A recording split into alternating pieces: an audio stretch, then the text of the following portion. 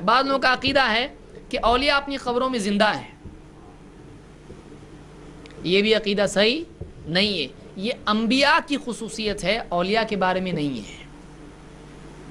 ابن سعد نے روایت نقل کی ہے، اللہ کے نبی صلی اللہ علیہ وسلم نے فرمایا الانبیاء احیاء فی قبورہم یصلون، انبیاء اپنی قبروں میں زندہ ہیں، نماز پڑھتے ہیں۔ وہ بھی زندگی دنیاوی ہے نہیں ہے، دنیا میں انبیاء دنیاوی حاجات ہوتی ہیں، کھانا پینا، بیوی بچے، پیشاب پاخانہ، یہ ساری ضرورتیں ہوتی ہیں، ہر انسان کی ہوتی ہیں، انبیاء کی بھی ہوتی ہیں۔ اسی لیے انبیاء نبی صلی اللہ علیہ وسلم کی سنت ہے، آپ جب بیت الخلاء جاتے تو کیا دعا پڑھتے، باہر آتے تو کیا پڑھتے ہیں، تو یہ ضروریات ہوتی ہیں۔ لیکن وفات کے بعد یہ سارے علائق، یہ ساری چیزیں انبیاء سے ہٹ جاتی ہیں، کیوں؟ اس لیے کہ وہ زندگی برزخی ہے، دنیاوی نہیں ہے، دنیاوی نہیں ہے۔ اسی لیے آپ دیکھیں کہ موسیٰ علیہ السلام کے بارے میں آپ نے کیا فرمایا، لو کان موسیٰ حیا وادرک نبوتی ما وسعہ الا اتباعی، اگر موسیٰ زندہ ہوتے اور میری نبوت پاتے تو میری اتباع کے سوا ان کے پاس کوئی اور راستہ نہیں ہوتا۔ زندہ ہوتے یعنی دنیاوی اعتبار سے زندہ ہوتے، معلوم یعنی زندہ نہیں ہے اس کا مطلب، یعنی اس اعتبار سے دنیاوی اعتبار سے زندہ نہیں ہے۔ ہاں وہ زندگی کون سی ہے، برزخ کی زندگی، وہ قبر والی زندگی، دنیا کی نہیں۔ تو بعض لوگ کہتے ہیں اولیاء اپنی قبروں میں زندہ ہیں، ایسا نہیں ہے، یہ شہداء کے بارے میں آیت ہے جو بہت سارے لوگ اولیاء پر فٹ کر دیتے ہیں۔ شہید کی آیت ہے، کس پر فٹ کرتے ہیں، اولیاء پر، یہ صحیح نہیں ہے۔ اللہ تعالیٰ قرآن کریم میں فرماتا ہے وَلَا تَحْسَبَنَّ الَّذِينَ قُتِلُوا فِي سَبِيلِ اللَّهِ أَمْوَاتًا، جو لوگ اللہ کی راہ میں قتل ہوں ان کو تم مرا ہوا نہ کہو، مرا ہوا نہ کہو، بل احیاء عند ربهم يرزقون، بلکہ وہ اپنے رب کے پاس زندہ ہیں، ان کو رزق دیا جاتا ہے۔ یہ سورہ آل عمران کی آیت ہے، اس کے بعد بھی اللہ نے کچھ باتیں بیان کی ہیں۔ یہاں پر اللہ نے کس کے بارے میں کہا، وہ لوگ جو اللہ کی راہ میں قتل کر دیے جائیں ہیں، ان کو تم مرا ہوا نہ کہو، مردہ نہ کہو۔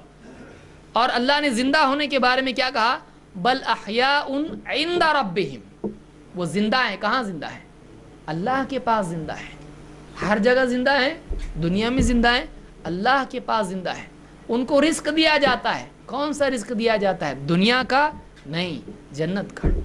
اس کی کیفیت کون سب سے اچھا بتا سکتا ہے، اللہ کے نبی صلی اللہ علیہ وسلم۔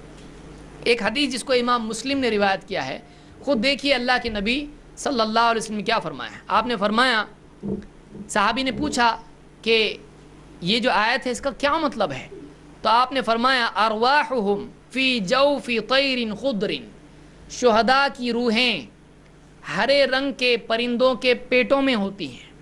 شہداء کی روحیں کیا ہوتی ہیں، ہرے رنگ کے پرندے ہیں، ان کے پیٹ میں ہوتی ہیں۔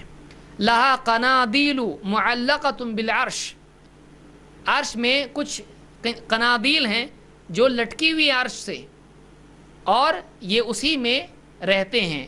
تسرح من الجنت حیث شاءت، جہاں چاہتے ہیں یہ پرندے، یہ شہداء کی روحیں ان پرندوں میں گھومتی پھرتی رہتی، کہاں پر، جنت میں، کیونکہ جنت الفردوس جو ہے یہ اس کی چھت کیا ہے، عرش ہے، تو جنت میں گھومتی پھرتی رہتی ان کی روحیں، یہ پرندے۔ ثم تأوی الی تلک القنادیل، پھر ان قنادیل کی طرف یہ لوٹ آتے ہیں۔ فاطلع الیہم ربہم اطلاعۃ، پھر ان کا رب ان کی طرف متوجہ ہوتا ہے۔ فقال هل تشتہون شیئا، اللہ نے شہداء سے پوچھا کہ تم کو کچھ اور چاہیے، تم کو کچھ اور چاہیے۔ قالوا ای شیء نشتہی، وہ کہتے ہیں ہم کو اور کیا چاہیے، ہم کو اور کیا چاہیے۔ وَنَحْنُ نَصْرَحُ مِنَ الْجَنَّةِ حَيْثُ شِئْنَا، ہم جہاں سے آتے ہیں جنت میں گھومتے پھرتے ہیں، جنت میں ہم جہاں چاہیں گھومتے پھرتے ہیں۔ فَفَعَلَ ذَلِكَ بِهِمْ 3 مرات، 3 بار اللہ نے ان سے پوچھا، اللہ شہداء سے 3 بار یہ پوچھتا ہے۔ فَلَمَّا رَأَوْا أَنَّهُمْ لَن يُتْرَكُوا مِنْ أَن يُسْأَلُوا، جب شہداء دیکھتے ہیں کہ ان کو پوچھا ہی جا رہا ہے، جواب دینا ہی پڑے گا، کچھ چاہیے کیا، وہ کیا کہتے ہیں، قالوا یا رب نرید ان ترد ارواحنا فی اجسادنا، اے اللہ ہم تو یہ چاہتے ہیں کہ ہماری روحوں کو ہمارے جسموں میں واپس بھیج دے، حتی نقتل فی سبیلک مرۃ اخری، تاکہ ہم تیرے راہ میں لڑ کر پھر ایک بار قتل کیے جائیں۔ फिर एक बार शहादत हमको मिले, वापस डाल दे हमारे जिस्मों में।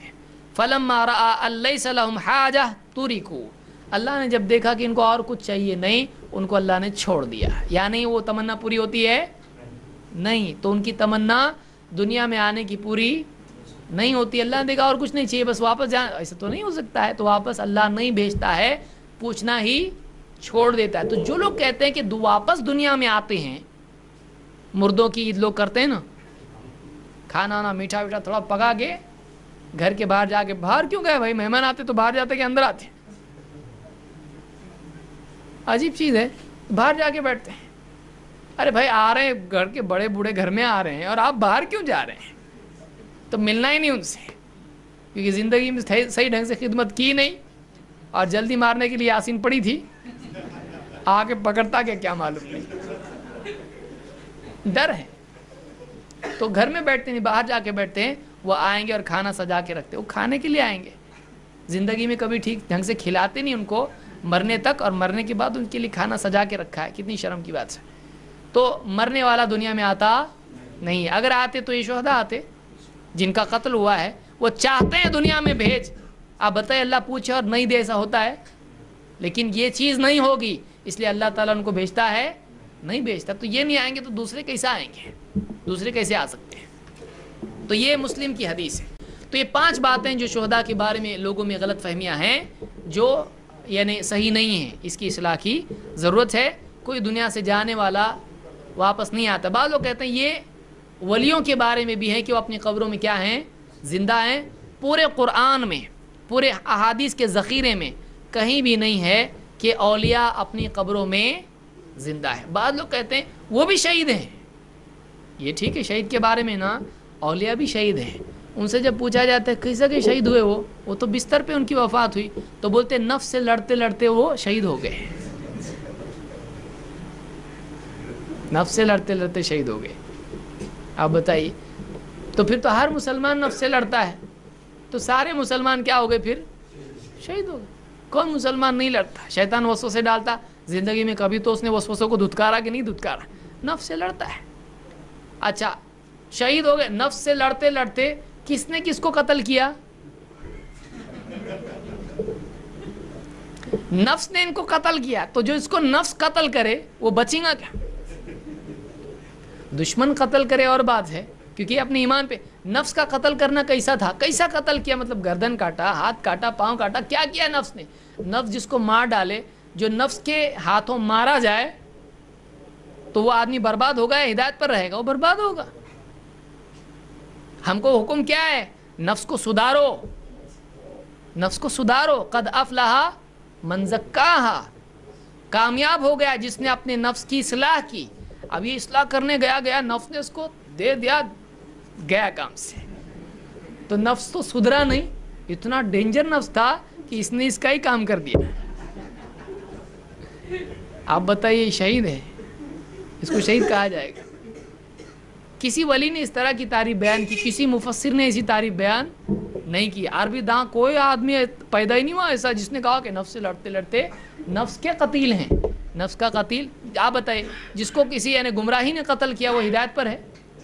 तो नफ्स क्या है? नफ्स गुमराह करता है। इन्न नफ्स लअम्मारतुम बिस्सू, नफ्स इंसान को बुराई का हुक्म देता है और नफ्स मार रहा है उसको। तो ऐसी अजीब व गरीब बातें हैं, लोग ज़बरदस्ती सपोर्ट लेने के लिए इस तरह की कुछ भी ला के जोड़ देते हैं, वो और ज़्यादा मामले को ख़राब कर देता है। तो ये अक़ीदा रखना सही नहीं है।